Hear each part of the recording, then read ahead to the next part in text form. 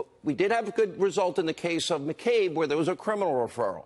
But now Rod Rosenstein and the DOJ, they have had this report for now 2 weeks. Why are my suspicions the same guy that has obstructed Congress and won't hand over the documents that they've subpoenaed to do their congressional constitutional oversight? Why do I not trust them that they want changes, revisions, redactions to protect themselves? Well, the reason is very simple, Sean. Rod Rosenstein is a careerist. He believes in the institution of the Department of Justice and the FBI to the exclusion of any accusations of fault. And what's happening right now is that the IG report is being scrubbed by Rosenstein and his minions and people at the FBI, and they are removing as much embarrassing information about the Bureau as possible. And unfortunately, it's going to delay the release of the report and perhaps put it out during the Singapore summit.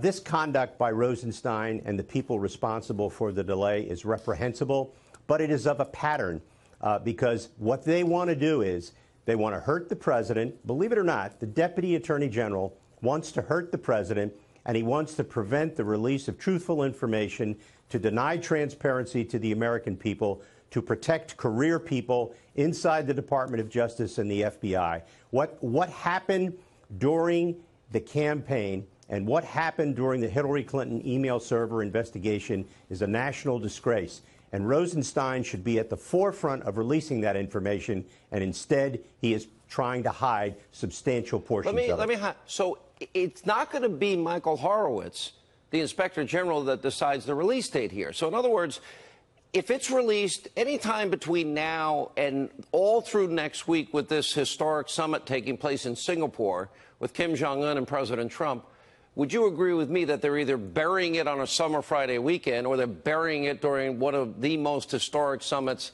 in history? Well, there's no question that that is their intent. Otherwise, this would have been released a long time ago. The reason it's being delayed is also to allow the leaks, which you saw today, the partial leak of the description of Comey's insubordination. Wow, that's a big surprise. He was insubordinate. He was more than that. He not only was insubordinate, he subverted the Department of Justice and its core function.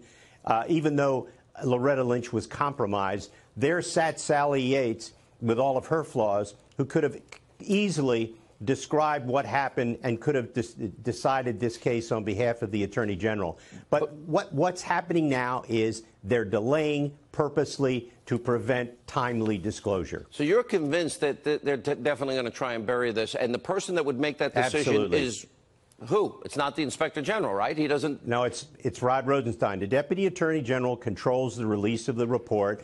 The report, even though it's going to Congress, is controlled by the Attorney General and the Inspector General. And they have the right to make changes for national security or other reasons. But we know from the record already... 2 weeks worth of changes? 2 weeks worth of redactions? This is outrageous. 2 weeks worth of pressuring Michael Horowitz to alter his report? Right. And remember, the FBI director assigned additional people so that they could respond more quickly.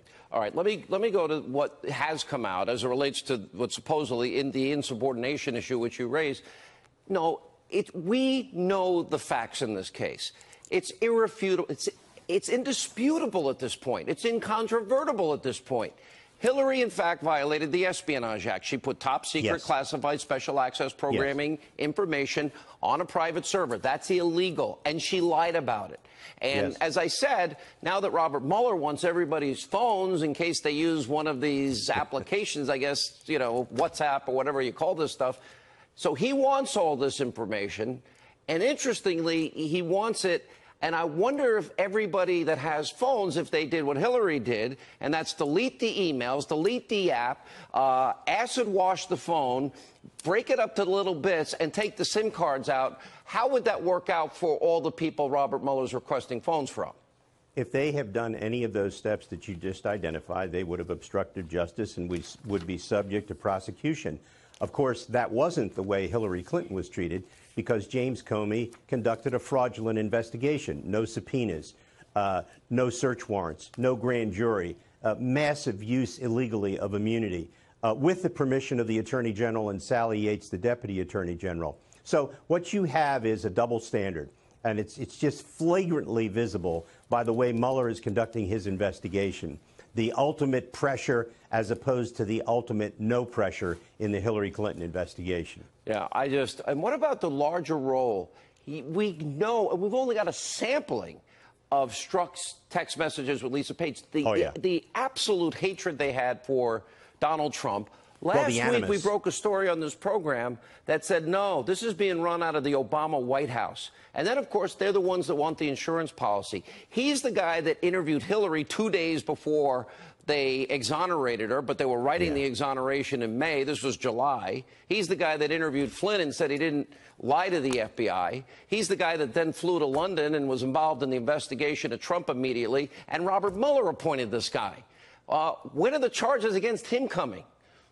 Well, I don't think there's any doubt that the Inspector General's report is going to deal with all of that. It's impossible not to. And if it didn't, then, of course, Horowitz's performance would be abysmal. But I expect it to deal with it. Strzok is a very, very serious person in all of this. He would probably be someone, because of the knowledge that he has of Comey's and other activities, who may very well be immunized.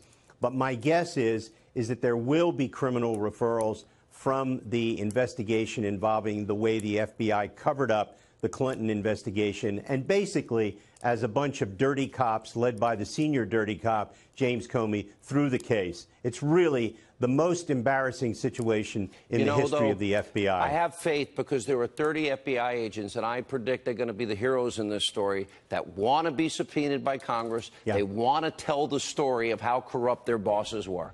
They'll be the heroes, the rank and file. We can trust them. All right, Joe Digenova, appreciate it. All right, a media frenzy erupting over First Lady Melania Trump.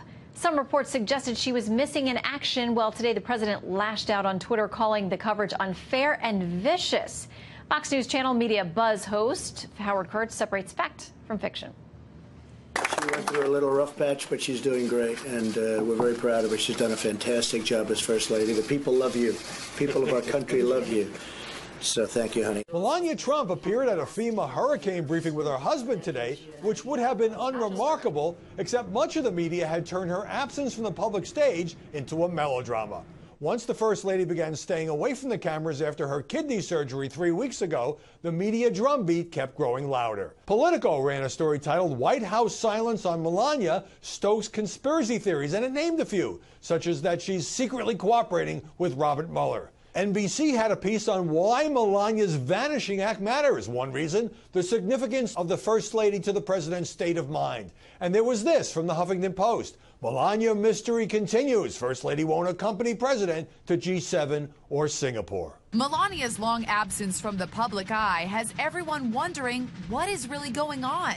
On social media, jokesters put her image on milk cartons. I don't think it's just the press who are rabid, to be fair. I think they're Democrats, Republicans, fans. There are lots of people just wondering, where is the First Lady of the United States? That kind of coverage prompted the president to unload on Twitter today. The fake news media has been so unfair and vicious to my wife and our great First Lady, Melania. During her recovery from surgery, they reported everything from near death to facelift to left the White House and me for New York or Virginia to abuse. All fake. She's doing really well. The president added that 4 reporters had spotted the First Lady walking to a meeting, but they never reported the sighting because it would hurt the sick narrative that she was living in a different part of the world, was really ill, or whatever. The First Lady wasn't literally missing, as the East Wing made clear that she was attending meetings. Melania herself tweeted the media were working overtime speculating where I am and what I'm doing. Journalists weren't vicious toward Melania Trump, as the president claims, but grew obsessed with her staying behind the scenes, knowing full well this is a First Lady who doesn't relish the spotlight. But spreading unsubstantiated conspiracy theories has no place in the news business. Shannon? Right you are. Howie Kurtz, thank you.